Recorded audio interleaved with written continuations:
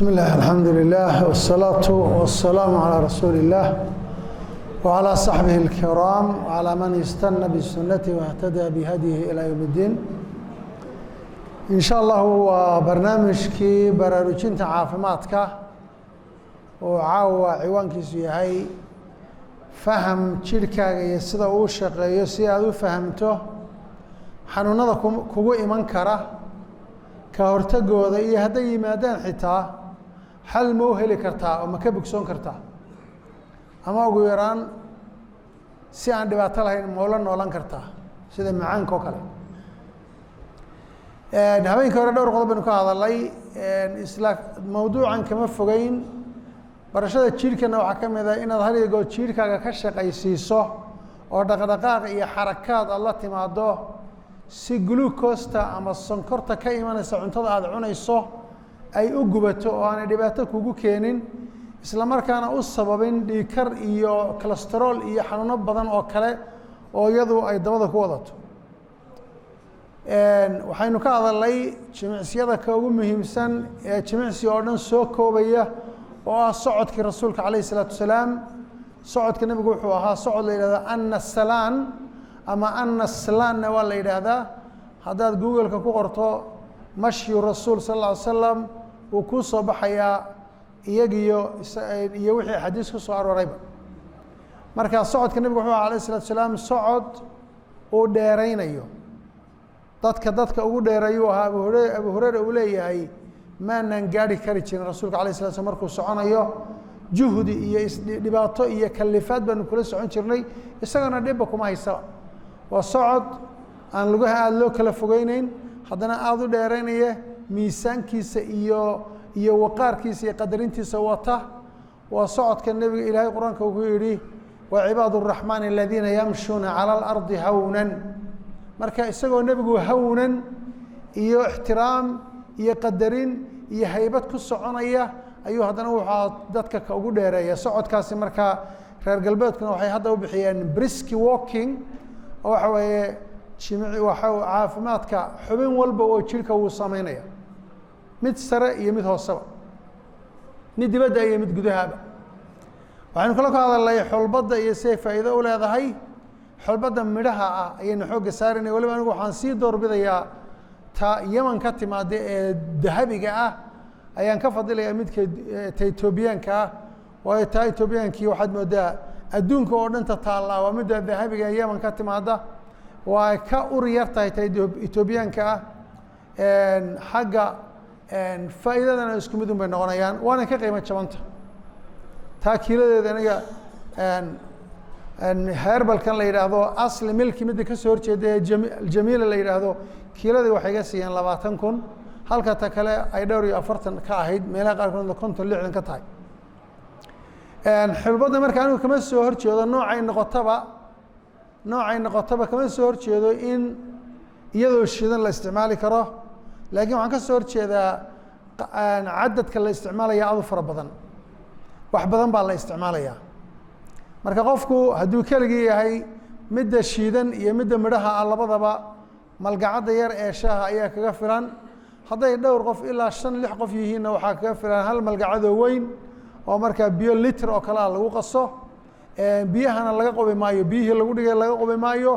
iyagii baa lagu cabayaa waxa ma wadato haddaad doonto marka hore in yaroo biyaha ku maydh isla daqiiqadiiba ka qob laakiin biyaha habeenkii lagu dhigay haddii laga qobo nuxurkiiba waa la qobay hadday budo tahay iyo haddii ay midho tahayba hadday midho tahay oo inihi ay tahay qofku sideedu u cuni karaa hadduu doono in yaroo suqaar yar baa lagu soo samayn karaa haddaa xitaa hilib laazim maaha ee xabad qajiya iyo in basala iyo wixii khudrada isku dara karo iyada baa la isku soo shiili karaa wuu ku waraacan karaya haddii la doonana markii reerku qadada samaysanaya baa qadada lagu daraya suugada sharaf iyo macaan iyo wanaag bay koreynaysa sidoo kale waxaan ka soo horjeedaa maalin walba qofku inuu isticmaalo labadaba midda biyaha iyo midda kaletoonna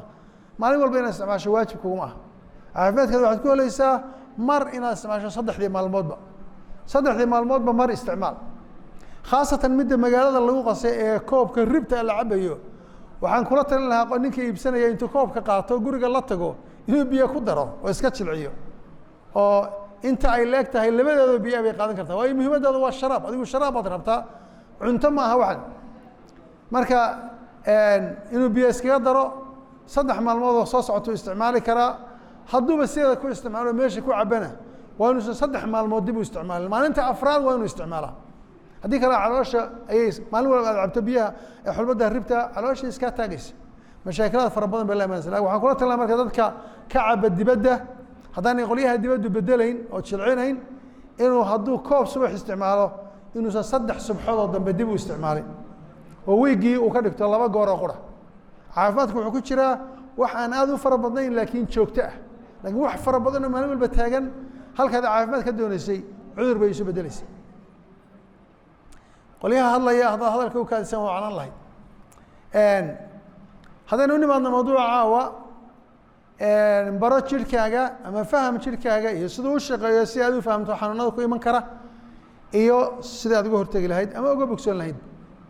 xanuun walba waa laga bogsoon karaa nabigeena inoo sheegay alayhi salaatu wasalaam ma anzala lahu daa'an ilaa anzala macahu dawaa'ahu xanuun kastoo ilaahay soo dejiyo nabigu alayhi salaatu wuxuu yidhi dawadiisina waa soo dejiyey qofkii yaqaan baa yaqaan qofkii aan aqoonina ma yaqaan laakiin xanuun walba ilaahay daawadiisii waa soo dejiyey kansarku dawo leeyahay marka horena siduu ku yimaadaa ma aha wax aad u fog oo meelaha aynu leenahay jirkaaga baro aynu leenahay kansarku dadku waxay moodayaan masaa'ib samada ka soo dhacaysa ma habeen nasiib darro ay kula soo gudboonaatay kugu dhacay ma inkaar baa qof kaa raacday qaar baa iska odhanaya waa la sixray qaar baa iska odhanaya jin baa jiidhay waxaasoo dhan waxba kama jiraan masiibo maaha samada ka soo dhacday waa waxaad cuntay uun adigu waxaad cuntay iyo xarakaad iyo jirkaaga uusan samaynayn oo cuntadii aanad gubayn un bay ka timi meel kale kama imanayso xanuun walbana waxaad cuntayn buu ka yimi waana laga bogsoon karaa oo haddaynu sii qadinnaba kansarka waxa qura ee adduunka lagaga bogsoodaa waa gaajo qofku inuu isgaajaysiiyo qofkii kansar ku dhacay inuu isgaajaysiiyo noocuu doonaba ha ahaado nooc alla noocuu raba ha ahaado ma ka dhiigga ma burada madaxa ma ka maxaan ku rahdaa brostateka odayaasha ma ka qabsinada iyo meesha ma naasaha dumarka ma ilmagaleenka dumarka meesha doonta kala ahaado kansar dawada qura ee adduunku maanta u hayaa oo weliba kuwii gaalada ahaa ayaa inaga muslimiinta inagaga horeeya oo youtube-ka way ka buuxdaa dad kaga bogsooda kansar gaajo 21 maalmood qof aan waxba cunin wax oo calaalisa oo ka degay ma jiro biyo cad mooyaane waanu ka bogsooday 30 maalmood dad bay isqadiyey waana ka bogsoodeen marka haddaynu ku soo dhawaano jiirhkeennu waa waxa weeye waa sida u samaysan yahay waa si uun qofkii dabagalaa oo ilaahay awooddiisa iyo cadamadiisa uu ku garanayo maskaxdaada oo quri waxay ka kooban tahay baa la yidhaahdaa 171 bilyan milyan ma aha 171 bilyan oo unug bay ka kooban tahay maskaxdeenu unug walibana wuxuu u baahan yahay shaqo gaara wuxuu u baahan yahay nafaqadiisa cuntada qaybtu ku leeyahay oxygentii maxaan ku rahdaayey waxaa xukunta unug walba ma warshad unug walba wuxuu leeyahay warshad tamarta dhalisa oo la yidhaha mitochondria waa bateriga unug walba uu leeyahay ama engineka unug walba uu leeyahay gaariga ka soo qaad enginku hadduu kharaabo ma shaqaynayo unug walba wuxuu leeyahay engine u gaara enginkaasina oxygen buu u baahan yahay si uu shaqeeyo kansarka waxaa keenaya enginkaas oo macaan badana ka buuxsamay oxygentiina ka xidhantay oo intaa un wax kansar keenaya meel fog ka iman maayo marka unug walba wuxuu doonayaa inuu saabsame u shaqeeyo beerka oo kale kasii daran yahay beerku wuxuu ka kooban yahay baa la yihahdaa 250 ilaa 300 oo bilyan oo unug buu beerku ka kooban yahay mid walibana waa dawlad gaar ah dawladaha adduunka ka jira oo dhan waxaa ka fara badan oo ka awood badan beerkaaga waxaa kale sanbabada ayaa iyaguna fara badan ilaa iyo 300 ilaa 500 oo milyan iyagu ku yar waa ka yar yihiin 300 ilaa 500 oo milyan oo unug ayuu ka kooban yahay sanbabku beerku waa ka yar yahay 2 ilaa 3 milyan oo unug buu ka kooban yahay la yahay wadnaha ayaan ula jeeda marka xubnaha qaarkood sonkor joogta ah bay u baahan yihiin jirkan wuxuu kala qaybsamaa waxa weeye waa organ tissue iyo cell organ waxa weeyaan waa qayb iska dhan wey luqadda Soomaaliga haddaynu idhaahdo tissue-na waa waax organkii waliba wuxuu ka kooban yahay waaxyo fara badan oo kala duwan waaxdii walibana waxay ka kooban tahay unugyo fara badan unug baa marka ugu yar marka dee kama hadli karno waxa jirkan u baahan yahay oo dhan laakiin waxaynu xoogga saaraynaa carbohydrate-ka aynu qaadano see u gubnaa oo dhibaato aanay inoogu keenin marka guud ahaan jirkeenu siduu u shaqeeyo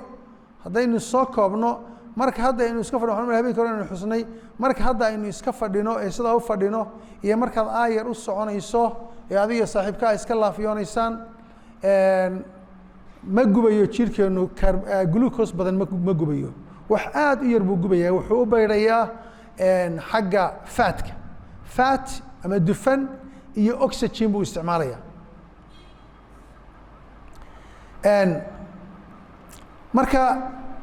marka laakiin aad jimicsi samaynayso ama socodkii aynu hadda ka sheekeynaynay ee socodkii nebiga ee ahaa nasalaan aad socodka xawliga ku soconayso wuu joojinayaa jirku inuu gubo fat wuxuu isu bedelayaa inuu gubayo glucose uu gubayo ayuu isu bedelaya waliba mar kasta oo aad xarakaadka badiso matalan jimicsiga markaad jimicsiyada qofku xawliga uu samaynayo sida mid kale squat oo kale squat waxa weeye waa kadaloob haafa baad istaagaysaa qumaati baad isu taagaysaa labadaada cagood mid walba waxay in yar daba marsan tahay garabka ay ku beegan tahay in yar dibadda uga baxsan tahay miisaanka si uusan jilbaha ugu dhicin salka aad ku fadhiisato in yar baad dib u bixinaysaa kadibna waad foorarsanaysaa gacmaha matina saasoo kale odhanaysaa hadday doonaan saasaad odhanaysa haddaad doonto saas usoo laabaysa kadibna sidii kursi adoo ku fadhiisanayoo kale ayaad si qumaati dhabarkaaga oo toosan u kada loobsanaysaa kursi meeshii aad kaga fadhiisan lahayd in yar ka sokay 90 degree lugtaadu ay ka laaban tahay baad ka soo noqonaysa ku celi ka soo noqo ku celi ka soo noqo bobsis u samee markaasoo kale muruq walba muruqyaha bawdyaha kuwa dhudhumada kuwa gacmaha iyo garbaha muruq waliba marka uu shaqaynaya marka xilligaasoo kale waa xilliga jirkaaga uusan u baahnayn xitaa oxygen waayo xawli baad ku socotaa wuxuu gubayaa carbohydrate glucose muruqyada ku jirtay ayuu gubayaa wadnaha waxaad ka qaadaysaa marka culays oo u baahnaan lahaa pancreasku inay insulin soo dirto ama wadnuhu uu kaydiyo ayaad ka qaadaysaa insulinkiina culays baad ka qaadaysaa oo uma baahna xitaa inay insulin soo dirto toos ayuu u gubayaa muruqyada u gubayaan sonkorta halkaa ku jirta marka waxaynu cunaa cuntooyinkan cunaa waa saddex waa carbohydrate u badan yihiin bini aadamka cuntada cunaa bariiskii baastadii daqiiqdii roodhigii ama furinkii laxooxdii kimistii sabaayadii waxaasoo dhan waa carbohydrate oo jirka marka dheefshiidku wuxuu u bedelayaa glucose buu u bedelayaa carbohydrate buu bedelayaa glucose bay noqonaysaa ugu dambayntana hilibku iyo oonta xooluhu caanaha iyo hilibka iyo inta badan waxay u badan yihiin caanuhu brotiino ayaa ku jira oo brotiinka waxaa loo bedeli doonaa waxa la yidhaha amino acids hilibku wuxuu u badan yahay iyo caanahaba ku jira dufan ama subag dufankaasi waxaa kaydiya unugyo la yidhaahdo fatty acids ama unugyada loogu talagalay fatka inay kaydiyaan baa kaydiya brotiinka waxaa unugyo loogu talagalay baa kaydiya amino acids bay noqdaan wixii jirku markaas unoo baahnayn waxa ugu badan waxa weeye waa carbohydratekii marka ay soo dhaafto dheefshiidka waxay gelaysaa marka malxarad la yihahda metabolic ama dheefshiid kiimikaad ayay gelaysaa marka glucose bay isu bedeleysaa glucosetaasi marka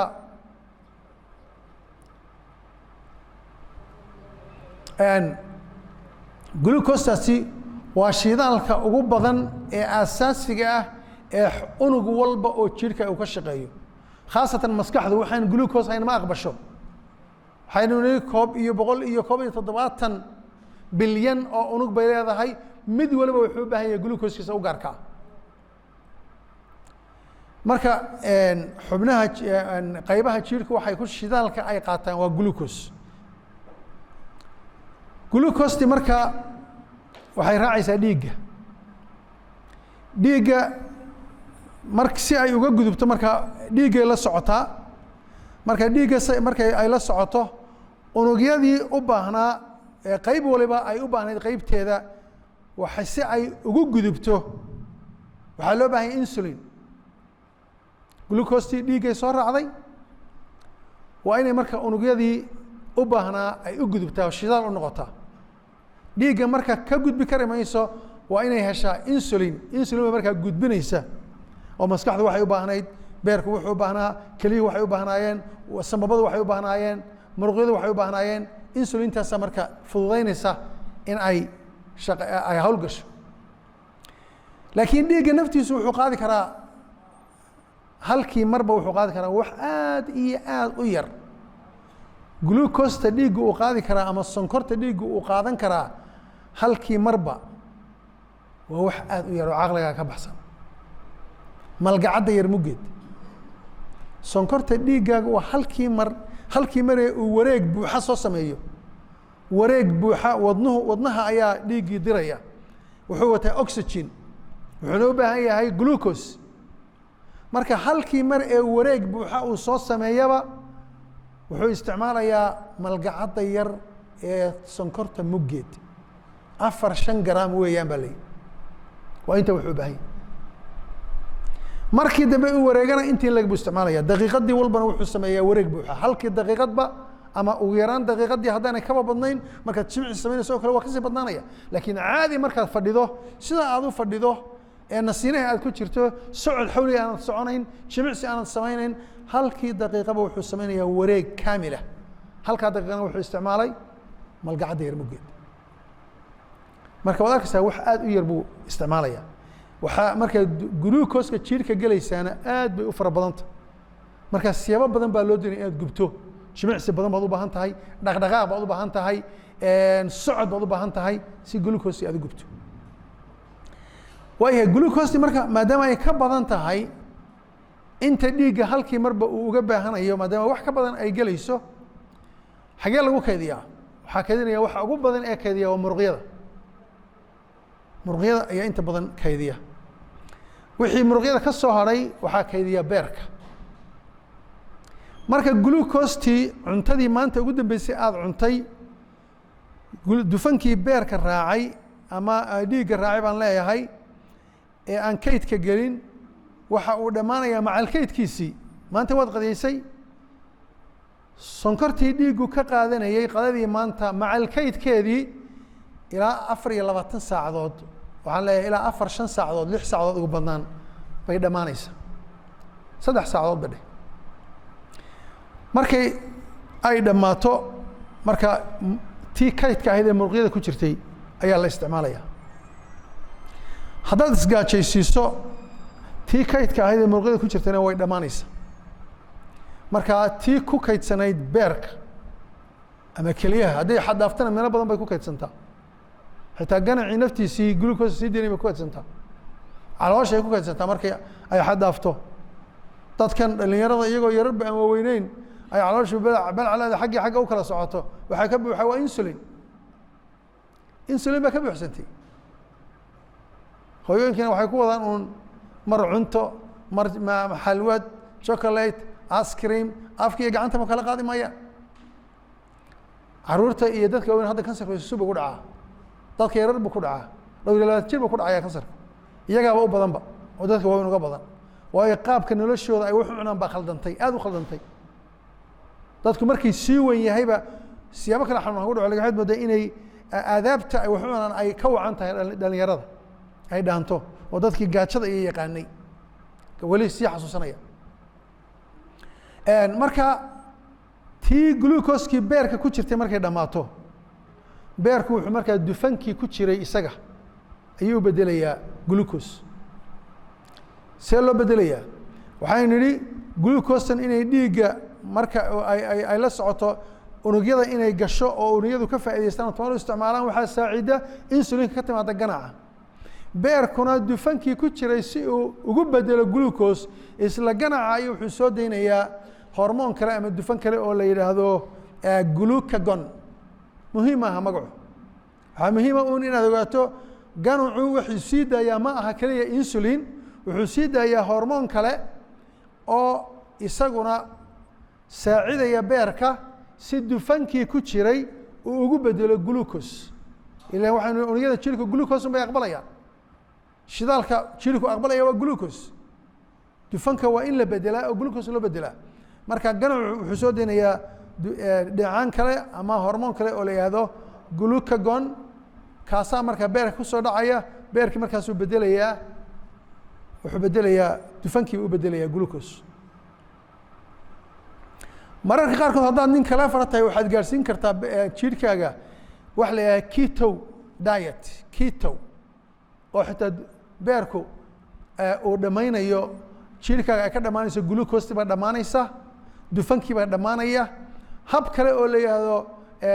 yidhaahdo keto diet buu isu bedelayaa oo si kale oo maaratay wax alla wixii baruur iyo dufan jirkaaga ku jiray oo aan kayd ba ahayn meel kastaba ku jiray ayaa beerku haddana bedelayaa wuxuu bedelayaa glucose toos u aada xubnaha khaasatan u aada maskaxda marka qaabkaasoo dhan ayaa marka jirkaaga uga shaqaysiin kartaa waxaad ka shaqayn kartaa had iyo goor inaad xadido ama dhammayso glucose jirkaaga kaydka ku ah dhammayso maaratay dufanka beerkaaga kaydka ku ah mushkilo kale oo caafimaad oo aad hadda dadku aanay ku baraarugsanayn oo aan u malaynayo inay xitaa bariiska iyo baastada ka xun tahay in badanna waa sharaabyada la cabo waxaa dadka dabargoynaya ee keenaya beer xanuunka iyo beer sumaga waa Sprite iyo Coca-Cola iyo Fanta iyo 7up iyo waxa doonta ku magacaw waxaa la yiraahdaa fizzy drink fizzy waa FIZZ fizzy drink ama carabiga lagu yiraahdo mashruubaat alqaasiya inagu maxaan niraahdaa magac ma leeyihiin erebixintii waa naga dhimatay de system ma garanayo gormo erebixintii gormo inagu dambeysay erebixin maxay mashruubaadkan niraahdaa ayaa magac u bixinaya maxay ma kuwa qaaska mashruubaadka qaaska ma niraahdo ma soda soda wada waa soda waa kulayl inkastoo ay af Kenyaati tahay soda anu ma English ma Kenyaati qolo Soomaali ma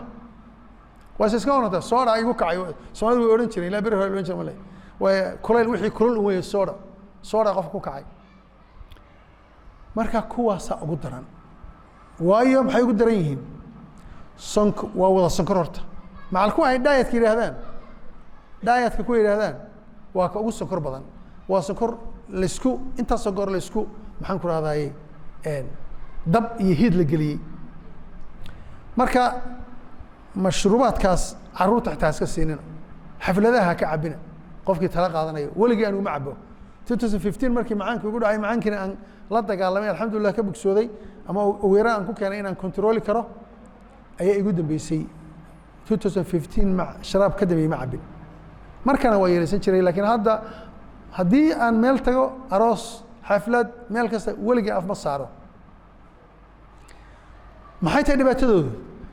waana sonkor badan yihiin aad bay u sigay oo bariiska aad maanta ku qodaysay laban laabkeed baa ku jirta xabadda soodaha ay aad cabto sonkorteeduna waa fructose ee glucose maaha fructose marka maxay tahay dhibaatadeedu fructose toos waxay ugu dhacaysaa beerka ma marayso muruqyada ka wareegi mayso insulin qaadan mayso si toosa iyadoo kankonsan beerkay ku dhacaysa beerkuna isla markiiba wuxuu bedelayaa dufan buu bedelayaa haddii marka aad had iyo goor wax cunayso oo had iyo goor wax cabayso dee dufankii fursad beerku uu ugu bedelo glucose ma aad siinaysid beerkii maad siin fursad uu glucose ugu bedelo dufanka ku kaydsan marka wuu kaydinayaa un kadibna waa halkaa meesha uu ka imanaya beer subagu ama cholesterolka intiisa badan waa halka meesha ka imanayo beerkay bararay maxaan ku rahdaa beer subag bay ku dhacay waxaana yimi wax kale intaas waxaa u badan sharabyada la cabay u badan beriyaha aanay sharabyadana jirin ka soo qaad 1900 meelaha 1900 ilaa iyo xuduudii 1900 adduunka beer subag wuxuu ku dhici jiray keliya dadka khamriga caba qof kale beer subag kuma dhici jirin marka markii dambe ee sharaabiyadan iyo saliidahan hadda cuntada lagu daro ee hydrogenated oil la yidhaahdo waxaasoo dhan waa mashaakilaade ay soo baxeen cuntooyinkan faraha badan processed food hilibkan sanadaha badan iska oolaya hilibka digaaga ee meel walba yaalla waa processed waxaa waaye dawooyin baa lagu daray si uu sanado iyo sanado u yaallo waxaas intaana iman lama aqoon marka waxaas yimaadeen waxaa loo bixiyey beer xanuunka noocan hadda dadka ku dhaca ee beerka laga qabanayo waxaa loo bixiyey non alcoholic liver fatty disease waa beer subaga ku dhaca dadka aan alcohol ka cabin dadka aan khamrada cabin waa saas kulligood waa caynkaas hadda magacii way ka bedeleen magac kale ay u bixiyeen laakiin in dhawood magaciis muddo badan magaciisu saas ahaan jiray non alcoholic liver fatty disease waa NAFLD non alcoholic liver fatty disease hadda dhalinyarada ku dhacaya hablihii ku dhacaya aan guursan weli dadkii waaweynaa iyo ku yaraa oo isku mid ugu dhacaya marka waxaasoo dhan si aad ula dagaalanto horta kaa meel iska dhig muhiimaddana waxa weeyaan sidee baynu ula dagaalanaa carbohydrate-ka isu beddelaya glucose-ka iyo dufanka way fududa ma cusla haddii lagaa helo gaajada aqbal dadkii hore dadka hadda ilaa iyo 70 jirada iyo xitaa dhowr iyo 60ku way garanayaan xilliyadii hore in ay gaajo jiri jirtay dadku reer miyi u badnaa xitaa haddii xoolo la haysto aan mar walba la cuni jirin inta badan maalintii hal mar 24 saac hal mar wax la cuni jiray marka dadku waa ka xoog badnaayeen waana ka caafimaad badnaa marka cuntadu xal ma aha gaajada ayaa xal ah nabigeenu alayhi salaatu wasalaam xadiiska minka hore aynu sheegnay wuxuu inoo sheegay qofka cunto inay kaga filan tahay hurmooyin baa kaga filan hadday lagama maarmaan noqoto inaad diragtana 3 qayb calooshaada oo qaybna waa cunto qaybna cabitaan qaybna hawada u daa marka saynu isu gaajaysinaa inagoo isgaajaysiinaynba oo cuntadiiba ka tegayn laba siyoodba qofka u furan mid waa inuu dhib 3 waqti mid ka tago qofkii waa qureecanayaa barqadii waxaa leeyahay nus saac wuu qadaynayaa casarkii wax leeyahay casariye wuu cashaynayaa intuu saseexan waxbuu kusii dhufanaya marka gacantii iyo afkii kala hadhi maayaan taa in la joojiyaa loo baahan yahay qofku marka dhalinyarada iyo dadku waaweynba waxaan caruur ahayn waxaan kula talin lahaa in ay 3 waqti hal waqti ka tagaan ka ugu fududna waa qureecda aad bay u sahlanta in laga tago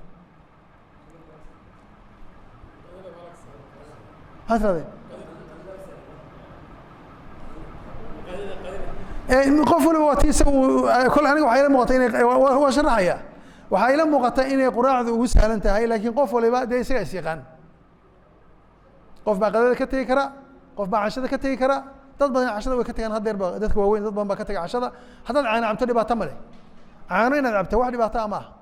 laakiin wuxuu waa wax sonkor wata inuu jirkaaga galo oo calalisa biyo cab caano cab shaah cab laakiin waa inuu bilaa sonkor noqdaa cadays iyo biyo isku doon ha noqdo hadduu cadays yahay waa inuu caano boodhe aanad ku caddayn waayo sonkor bay ka buuxda in caano xoolaad yihiin marka kay noqotaba 3 waqti matalan habeenkii waxaan u dartay anigu habeenkii saacado badan baad hurdaa waanay ku xisaabanta way ku xisaabanta matalan waxaad samaysay waxaad suxuuratay waxaad cashaysay caawa 8 dad cashaysay in hore loo cashay way fiicanta 8 dad cashaysay 8 markaad cashaysay 9 waad seexatay markaad cashayso cuntadaadu hal mar ha noqoto wax marba in yar kugu tagay noqon hal mar waxaaga u fadhiiso ha yaraado ha badnaado hal mar damkasi مع العانة هذا عبيسو مر وحب إسرائيل مركا قرآن إسكا أخرسو حوغا إسكا سوچة هذا دون تسيحو أنت عاو هردو صوم بيكون حسابنته وقتنته قدودي بيكون حسابنته أرورتي مركا صوت توستو أرورتي عافاتك وحكو جرا وح ugu horeeya xitaa markii tan masaajidka soo qaban waxa ugu horeeya inaad biyo laba goorna ha ahaatee qac inaad biyo ka siiso calooshaada biyo ay galaan aroortii marka biyo cab wixii jimicsi aad samayn kartay adigu aad awoodday aad taqaanana samee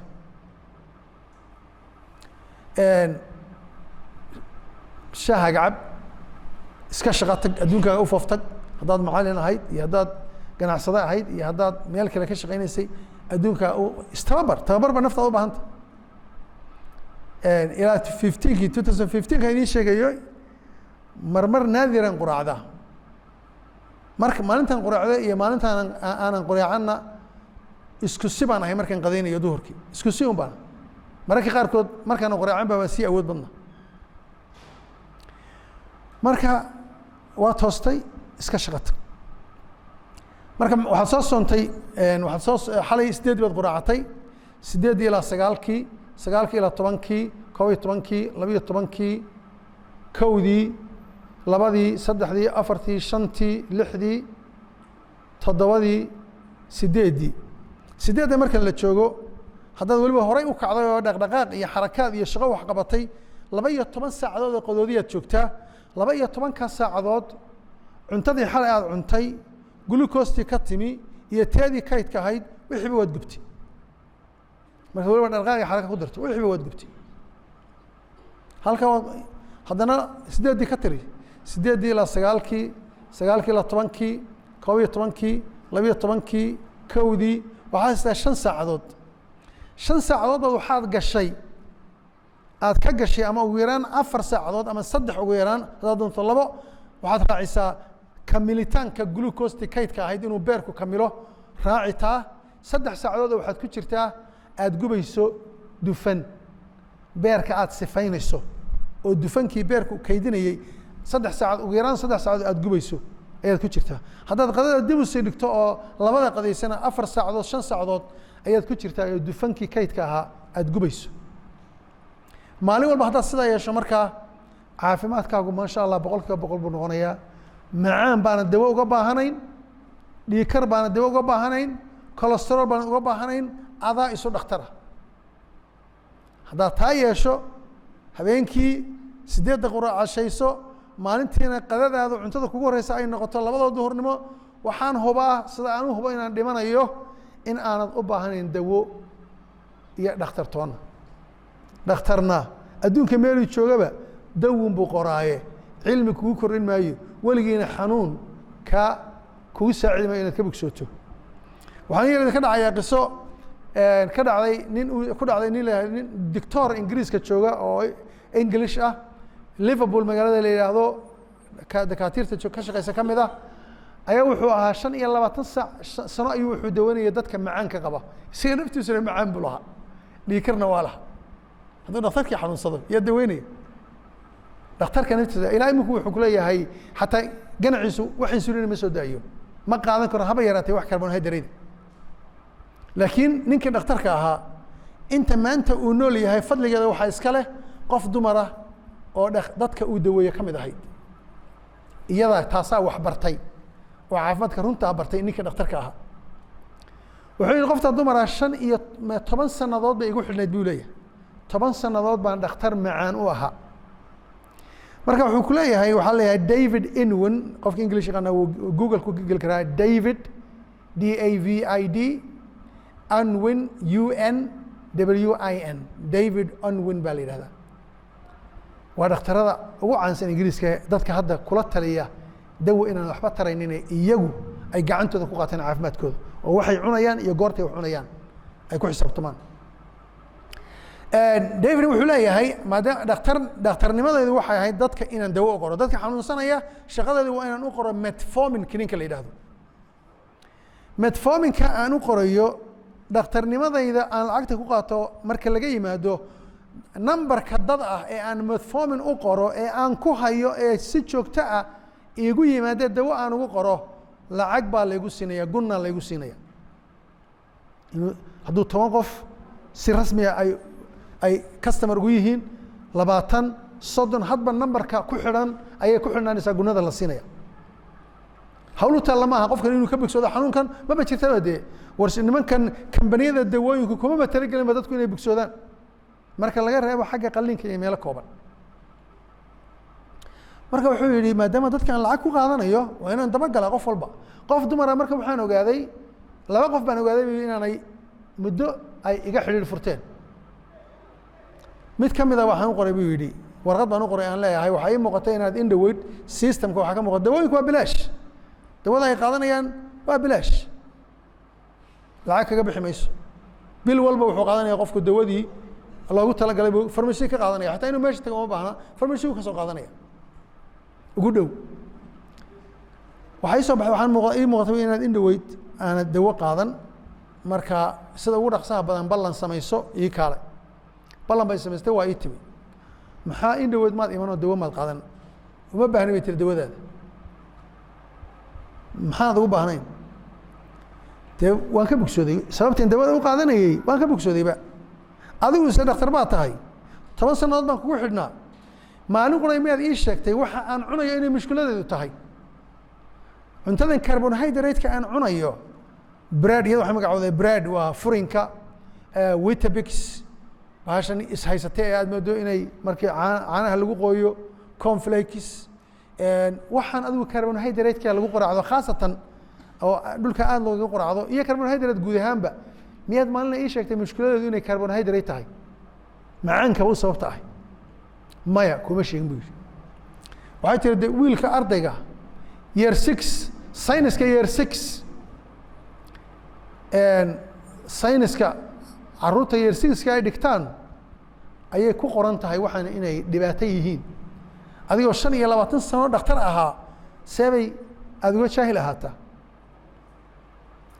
marka uma baahna dawadaada dibna u qaadan maayo marka wuxuu yidhi waan la sheekaystay dee dhakhtar baa waa ninkan waa dhakhtar oo dhakhaatiirtu waxay bartaan psychology bay bartaan oo dad qofka hadduu xanaaqo dee way dejinayaan qoftii waan dejiyey cabaar baan la sheekaystay xog badan buu ka helay marka xogtan meeshay ka heshay website-ka ay ka heshay bay u sheegtay mise website-ka waxaa ku xidhan buu yidhi 40,000 oo qof baa ku xidhan oo kulligood midna uusan dhakhtar u tegin iyagu ay maxaan ku rahdaa isu gudbiyeen wixii macluumaad ay hayaan waxaan ku yidhi si aan u hubiyo waxaad ii sheegaysaa inay sax tahay dhiig aan kaa qaado waaya qaad dhiiggayga dhiig baan ka qaaday mise waa say sheegayso qof caadi ah oo aan macaan qabin meeshii uu joogay bay joogta qoftaasaa wuxuu i toosisay hurda iga toosisay aan ku jiray markaasaan waxaan bilaabay dariiqan inaan waayo isaga naftiisa macaan leh oo dhiikar leh oo dawo un qaadanaya waxaan bilaabay buu yidhi inaan marka aan samaysto team aanu si tadawuc ah aan u wada shaqayno dadka aanu tawciyo gelino hadda taqriiban 10 sano kadib aan u malanaya ninkaas wuxuu marayaa imika 100 iyo waana adag tahay dadku in lagu qanciyo waan aday isdaweyn kara in lagu qanciyo waa mas'ala aad u adag mas'ala fudud maaha hadda wuxuu marayaa ninkaasi 25 sanana hal qof macaanka inuu ka bogsado kuma saacidin imika wuxuu marayaa 157 qof oo isagu taladiisii macaan kaga bogsooday isagana islaantaasa qofta dumara u sababahay marka isaga waliba sida niman hadda youtube ka buuxo oo North America iyo u badan Canadian iyo Mareykan u badan oo leh haba yarata dawo iyo dhakhtartoona ha u dhawaanina isqadiya extreme kan niman joogo isaga oo runtii iyaga xaggooda ayaa saxnimada u badan tahay isaga xadkaaba ma fogaana wuxuu leeyahay waxaad maalintii iska ilaalisaa uun carbohydrate-ka jirkaaga gelaya iska ilaali yuusan kugu dhaafin 24 saacadood waxaad ku ilaalisaa 20 gram 24 saacadood 20 gram haddaad ka badinayso 30 gram ma aha 20 saaka iyo 20 duhurkiya waa 24 saacadoodba 20 ilaa 50 inta u dhaxaysa yaanu ka badan carbohydrate-ka jirkaaga gelaya khudradaha iyo khudrada inagu de wuxuu inoo khudrada iyagu luqadaha kale waa u kala waa vegetables iyo fruits way fruit de waa kuwan qeydhinka lagu cuno vegetable-na waa kuwan de kariska gelaya kuwaas kariska gelaya kuwan qeydhinka lagu cunayo maxaan ku rahdaayay hilibka caanaha cuntooyinka waxaa aad u wanaagsan oo aan uusan badnayn carbohydrate-ku noocyada kala duwan ee la yidhaha legumes waa noocyada digirtu noocyo badan ba ka kooban tahay soomaalida badan digir bay iska yidhahdaan midhaa reer hargeysa inta badan beans bay iska yidhahdaanba بينس دوا نوع كمذا دقيرته ونوع بدنته هاي كن بينس باكرته دقيرته كليها وإج وتوفي عن أد بيوفي عن تاه وحادو السرية مغنيسيوم تكوتشرته أي أدو السرية حتى فيتامين دي وحبيك وضعتها مثل أنا أدو أرجع مجال كو أرجع ليه بلاك بينس مثل مذوبة كرته صوي بينس هذا النوعية دقيرته كل جود وفي عين حديدين اللي بقضيه هو حديدي قرن ماي عندك هنا كوا بالك له تتبع حساسيات كله هاد يوحي لها المعنى لكن هذي دب قلان أو أما اللحوح لقى دقو أما لقى دقو سبايات لقى دقو وفي عينهن يقولون وكيف ويريه واحد بدن وكله وكربونهيدرات وليهن لكن واحد بدن وكله فايدة وتان بريس يا باستمرنا والله ما مدعها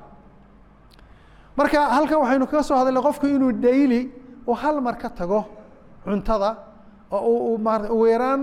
16 saacadood 18 saacadood uu ku ciriiriyo oo qadoodiya habeenkii 8 casheeyay maalintii 2 qadeeyay halka ugu yaraan 16 saacadood ayaa ku jira oo qadoodiya 18 oo ku dhawaanaysa 18 marka aad gaarsiiso dhammaan wixii kayd ahaa ee glucose ahaa waad gubtay dufankii kaydka ahaana waad gubtay jirkaagu wuxuu isticmaalayaa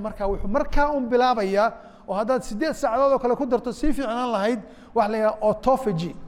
inuu isagu isa sifaynayo oo meelaha kansarka lagu daweyn karayo isagu inuu isa sifaynayo unugyadii dhintay borotiinadii dhintay wixiiba isaga is cunaya oo isa sifaynaya oo markaa glucose uma baahna faadna uma baahna isaga naftiisa isku qadaynaya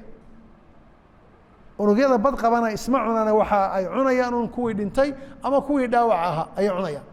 marxaladaas galaysa marka awood bad yeelanaysa hada 36 saacadood gaarsiiso hada xitaa 30 gaarsiiso aad baad u fiicnaysa 36 48 72 si badis hada si badan karto طريقه taas waa mid طريقه kale adoo taas sameynaya ayada waxa hadana sameyn kartaa inaad weegiiba mar ama laba 24 saacadood gaarsiiso 24 saac inaad gaarsiiso si fudud baad u gaarsiin kartaa isniinta iyo khamiista waa la soomaa waa de nabiga waa inoo sheegay in la soomo waa fadli badan bay leedahay qof kastoo islaamana waa lagu dhiiri gelinayaa inuu soomo isniinta iyo khamiista qof aan soomi karin ma jiro xitaa dadka weyn baa soomi kara waayo cuntadu waxa xanuunka laga qaadaya waa cuntada qofkuna maalin buu baahan yahay inuu isku tababaro hal maalin buu gaajoonaya wixii ka dambeeyay ma gaajoon doono matalan waad soomaysaa berito waa isniinta soo socoto kala doonaysa inaad soonto 8 ama 9 ayaad cashaynaysaa casho fuul ah oo maal suxuurtaadiya ayaad qaadanaysaa waxa la waxaad heli karto ee calooshaada qaad karto adoo mar walba aan ka tagayn saddexdii qaybood oo caloosha qayb cuntada qayb cabitaanka qaybna hawada biyahana ma cabno Soomaaliya hadda nahay biyo cabku ugu yaray biyuhu caafimaadka waa bar bay ka tahay caafimaadka oo dhan barkii way biyuhu wixii kalena waa barka kale marka cashe oo dhereg qayb cunto qayb biyaha cab oo xoog u cab hawadana qayb u daa ha suxuurtii marka la gaadho si xadiiska nabiga ee fadliga suxuurta aanad u baalmarin biyo cab صفر أما لو صفر أما صدق حداد دون تبي عب كدرك بيه عنتك الأفكار صار شاه حداد دون تعب كوفي والعبي كرتا بلا سكر ما أنت صار نصوم منو أفراد بلا قال صومها بيه كلي عب تببر نفتض مع الماء قاركود أفراد مركز اللي قالوا بيه عب كسعة حولها جيس كوضو سجال كذي عشاء مركز سافر إلى 3 أفر إلى 3 ساعات 8 ويران إلى 6 ميلها أما 8 بده 8 كا وحد كسر تخلصتي وحلا وحي دفن يا كربونهيدرات كيد أها أما مرغية هذا كتشري أما بيركا أما كليها أما جنا عماش الدون به كتشرانه وحي كيد أها وكسر تخلصتي دفن يا كربونهيدرات أما السكر لبضة بقى 8 كيس ساعة يقول رياض كذا تخلصت أفر يلا 8 كجو إمسا صهدي لح ذا واحد كتشرتا أوتوفاجي حدكي وتشركوا يسوي إسفيني ويسعوني ساعة بدن بوقاتها oo marba markay ka sii dambayso wuu ka sii wanaagsanaanayaa oo ugu yaraan 18 saacadood kale u baahanayaa laakiin waad bilowday oo bilow wanaagsan ayaad maraysaa marka saasaad ula dagaalamaysaa ugu yaraan marka waxaad weligaaba dagaal kula jiraysaa macaan dhiikar cholesterol waad dhammaynaysaa kuwa adaa ka bogsoon karaya wuxuuna way isku wada xidhan yihiin macaanka u saldhiga macaanku markii had iyo goor halbowlayaashii dhiigga qaadayay marka uusan macaanku sonkortu aanay ka dhammaanayn qofkii waxaa imanaysa markaa inay halbowlayaashaasi adkaadaan adeeg baa gelaya marka dhiiggii si habsamaya u socon maayo cholesterol halkaas ka imanaya dhiiggii halbowlayaashii dhiigga qaadayay ayaa adeeg baa gelaya xawligii dhiigga ayaa isdhimaya halkaas muu ka imanaya dhiig karku cholesterolku muxuu ka imanayaa beerkii ayaa waxaa saaran culays ka badan kii uu qaadi karayay sonkor buu kaydinayaa dufan buu kaydinayaa culays aad iyo aad uga badan kuu qaadi karayay ayaad saartay kadibna wixiiba dufan unbuu bedelaya dufankiina ma hayn karaya wuu fatahaya marka dufankii wuu fatahaya xanuunkan beersugaad marasa waa dufankii oo beerka ku fatahay marka waxaas oo dhan waad la dagaalami kartaa xitaa haddii aanad gaadhin extremekan ah 24 saac inaad soonto ee aad ku ekaysato in aad maalintii walba 18 saacadood qatanaato oo aad 2 goorna wax cunto marna aad ka tagto markaasi ama habeenkii ha ku ahaado ama maalintii ha ku ahaado ku doon ha ku ahaado maalintii waa isla sidoo kale maalintii labadaad qadaysay habeenkii maad cashayn subaxiina maad quraacan labadeeda ayaad qadaysay waa isla halkii haddaad doonayso 4 saac inaad ka dhigto haddaad maalintii ka tagto qadada oo aad cashayso quraacato oo maalinta uun qadaysay maartay iyo waa isu soo noqonaysaa adigu waxaa lagaa doonayaa 3 waqti mid ka tag haddii aad geesi tahay libaaxana 2 ka tag oo mid ku ekaysii 4 saacadood ku ekaysii marka caafimaadkeenu halkaasuu ku jiraa dadka khaasatan dadka macaanka leh waxba kama jiraan sheekadan odhanaysa qofka macaanka lehi waa inuu wax cunaa waxba kama jiraan bal xitaa caqliga saliimkaa diidaya macaan waa maxay type 2 waa maxay type 2 diabetes waa sonkor badan jirkaaga dhiiggaaga waxaa la socota sonkor ka fara badan tii u baahnaa marka caqliguma wuxuu keenayaa sonkortan sii badi mise sonkortan dhin caqligu keebuu keenaya dhin buu keenaya marka inaad dhinto waa cuntadii joojisaa oo carbohydrate-kii subaxii ku soconayay ee qadadii ku soconayay ee habeenkii ku soconayay waa inaad yaraysaa oo waqti aad siisaa inuu jirku wax alla wixii carbohydrate-kayda ahaa uu gubo dufankiina uu gubo marka waxaa soo qaadaa koob baa halkan ku yaalla biyaad ku shubaysaa wuu fatahayaa koobkii hareerahaad buush weyn ka gelinaysaa buushkaasi biyaha fatahay ayuu nuugayaa laakiin adigu waad iska wadaa uun buushkiina waa nuugaya weligiiba waa nuugaya koobkii marka isma dhimayo waa buuxa laakiin adiga wuxuu kula muuqdaa inaad manage garaynayso waxaan ku rahday dee waan maamuli karaya oo waxa weeye buushkaasa ii nuugaya dawadan aad qaadanaysa waa un taa un dawadan loo qaadanayaa macaanka waa un buushkaa nuugaya biyaha saa'idka ah sonkortii saa'idka ee dhiigga la socotay maad dhimin oo maad baabi'ine jirkaagu baa nuugaya oo mashaakilaad fara badan oo kale ayay mustaqbalka la iman doontaa intaasoo cudur oo kale la iman doontaa mustaqbalka durugsan iyo ka dhexaba marka waxaan kula talin lahaa dadka wax weyn maaha anigu waan idiin sheegan malinayaa 2015 buu u dhacay macaan ilaa haddana wax dawa uma qaato sidaa un baan ula dagaalamaa markaas waan iscabirana macaankaygu waa caadi 5.5 ma dhaafo hadduu ugu badnaado 6 buu gaadhaa falsafad kalena waxa weeyaan marka macaanka dad kale ay iska cabirayaan dhakhaatiirtu way dawaqiyaan aroortii markuu soo tosay oonaya iscabir maya markaad aroortii soo tosto ee biyo cabto ee xoogaa socoto 2 saacadood kadib iscabir adoon waxba cunin markaasuu sax yahay waayo habeenkii marka aad hurdo dhiigga jirkeenu inta badan wuxuu isku bedelaa ma dufan buu ku shaqaynayaa mise glucose buu ku shaqaynayaa saacadaha hore ee weli dhiigga jirkaaga uu kulul yahay wuxuu ku shaqaynayaa glucose saacadaha dambe hurdada camiiqa aad gasho glucose-kii waa xidhmaysaa wuxuu ku shaqaynayaa oxygen iyo dufan marka waagu soo dhow yahay ee kicitaankii soo dhow yahay jirkaaga uma baahna in loo sheego isagaa og xilligaad kici lahayd baa soo dhow jirku marka wuxuu soo deynayaa glucose fara badan buu soo deynayaa si loogu talagalo lagu diyaar garoobo marka qof kasta oo bini aadana markuu soo tooso dhiiggiisu waa kacsan yahay macaanka sonkorta dhiigga ku jira qof walba qof macaan leh qof aan macaan lahaynba marka wuu sareeyaa waayo waxaa la soo daaya glucose fara badan oo qofku inuu u diyaar garoobo hawl maalmeedkiisii ah marka caqli maaha in la cabiro waa inuu kala degaa waa inaad jimicsataa waa inaad biyo cabtaa waa inaad wax ka gubtaa sonkortii markaasuu odhanayaa kii qadoodiga cabirkii qadoodiga markaasuu sax yahay cabirka cuntadu markaad cunto 3 saacadood kadib wey waayo 3 saacadood kadib ayaa badanaa uu wax waliba settle noqonayaan kala xasilayaan marka meelahaas insha Allah kusoo gaabinaynaa maanta haddii la raali ka noqdo qof walba adiga ayaa